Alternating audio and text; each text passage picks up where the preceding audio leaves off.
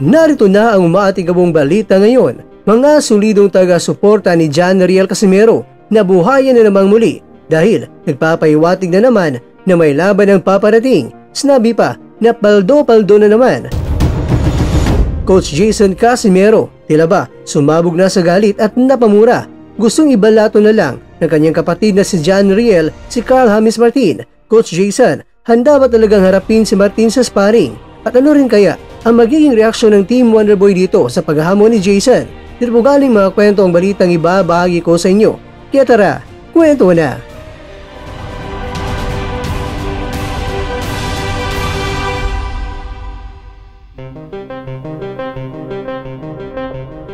Atat na raw bumawi ang mga talunan sa nalalapit raw na laban ni Casimero. Ay doon na naman ipapatalpak ni Casimero ang mga boxing fans sa kanyang kalaban. Maganda raw ito dahil magkakapera na naman ang mga naniniwala kay Casimero. Ang impormasyon na ito mga kwento ay talagang totoo, talagang post ito ng Cuadro Alas It's My Boy. Dahil kung titingnan natin sa kanyang FB page ay narito, posted ang impormasyong ito. Totoo man na posted sa social media nila pero hindi pa rin mayali sa mga boxing fans na magduda kung talaga nga bang may laban pang paparating o di kaya paasa lang ito sa mga boxing fans dahil sa tingin ng iba ay wala pang promoter hanggang sa ngayon itong si Casimero. Pero ganun pa man, sa post na ito ay nahati ang mga kababayan natin sa usaping ito. May naniniwala at meron ding hindi at nagsabing paasa lang daw ito sa mga boxing fans at tunay na taga-suporta ni Casimero. Sa nakarang mga linggo ay naibunyag natin na may gusto sanang promoter na may kasa ang Casimero kontra kay Nonito Donaire Jr. Kaya lang na hindi ito natuloy dahil sa mataas na halaga na gusto na purse money na hiningi ng Team Donaire. Kahit pa itong si Casimero ay handang babaan ang halaga ng kanyang purse money. Kaya ang laban ni Casimero kontra kay Donaire ay hindi naman natuloy sa pangatlong pagkakataon na ito. Una sa panahon ni Casimero nang nasama ni Pacquiao Promotions pa siya sa pangangalaga ni Sean Gibbons. Pangalawa, sa panahon si Casimero ay nasa Treasure Boxing Promotions pa sa Hapon na si Mr. Masayuki ito. At sa ngayon naman mga kwento ay may lokal na promoter na gustong maikasa ito. Pero hindi pa rin kumagat ang Team Donaire at purse money ang naging dahilan. Sa totoo lang mga kakwento, ang Team Casimero lang talaga sa ngayon ang nakakaalam kung may laban na kayang niluluto sa ngayon. Hintayin na lang natin mga kakwento ang final announcement ng Team Casimero kung kailan at sino ang makakalaban ni Casimero. Pero sana naman ay tutungang may laban ulit si Casimero na alam ni Mr. Kwento na kahit pa mga bashers ay medyo mas atat pa kaysa sa mga tunay na taga-suporta ni Casimero. Hindi ba kakwento?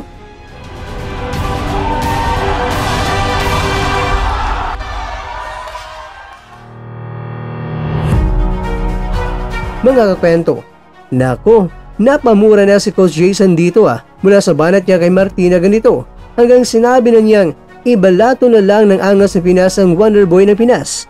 Nako, papalagan kaya ito ni Martin o di kaya pampahype lang ito sa ngayon. Riskating malupitan lang ni Coach Jason.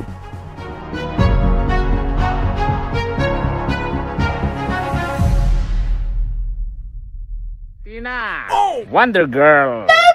Ano na naman yung pinagkakalat mo? What? Na si Cuadro Alas daw hamon ng hamon na maka-sparring ka. Tapos nung pumalag ka na daw, ay natakot na daw si Cuadro Alas. Ano? Hindi mo ba alam na hirap kaming humanap ng maka-spar ni Cuadro Alas kahit binabayaran namin? Kaya yung mga sinasabi mong natatakot si Cuadro Alas, sino naman yung mga naniniwala dyan? At may payo ako sa iyo, Martina. Huwag ka nang magpo-post na nagtitraining ka. Ang ganda ng mga training mo. Ang ganda ng mga conditioning mo. Tapos pagdating sa laban, wala. Martina, Wonder Girl. Ano na naman yung pinagkakalat mo? What? Na si Cuadro Alas daw hamon ng hamon na maka-sparring ka. Tapos nung pumalag ka na daw, ay natakot na daw si Cuadro Alas. Ano? Hindi mo ba alam na hirap kaming humanap ng maka-spar ni Cuadro Alas kahit binabayaran namin? Kaya yung mga sinasabi mong natatakot si Cuadro Alas, sino naman yung mga naniniwala dyan? At may payo ako sa iyo, Martina. Huwag ka nang magpupost na nagtitraining ka. Ang ganda ng mga training mo. Ang ganda ng mga conditioning mo. Tapos pagdating sa laban, wala. Lagyan mo ng hook, lagyan mo hook. Straight hook. Nice. Yan, glugi siya hook. Oh. Huwag mo na. Ingat lang, ingat lang. Timing lang, timing.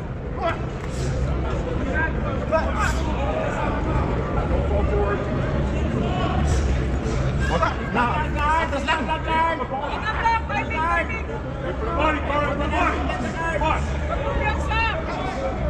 Alis yan! Alis! Yan!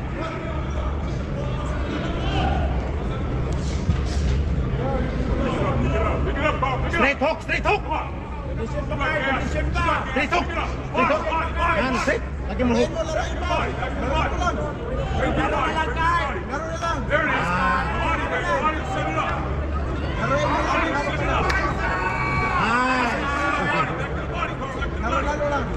Straight hook. Hook. Stop, stop, stop.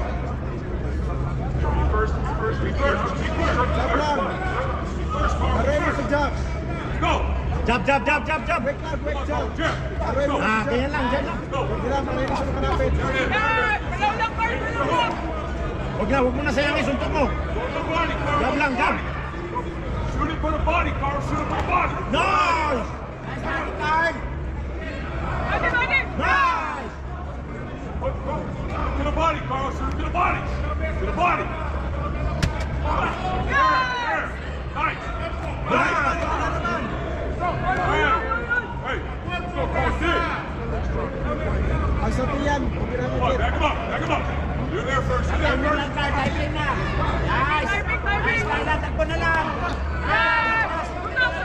Come on, dig. Go down. Let's go, Carl. 30 seconds. Work. Work. Come on, Carl. Aim for the body. Aim for the body. Aim for the body. Huwag pilitin, huwag pilitin.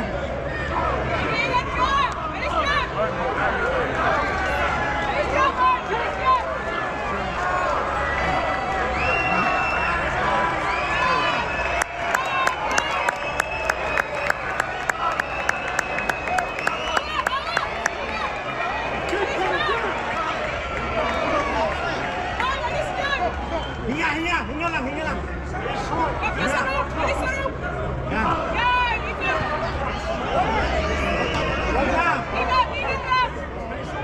Sharp lang, sharp lang, sharp, sharp. 10 seconds. 10 seconds.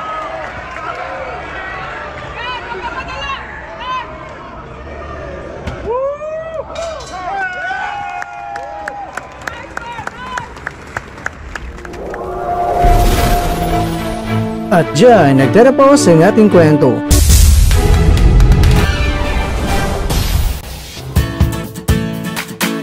Maraming salamat mga kakwento sa inyong panonood. Pero baka naman mga kakwento ay nagustuhan niyo po ang kwento natin ngayon. Baka pwede niyo po akong mabigyan dyan ng like, subscribe at pa-click na rin sa bell button.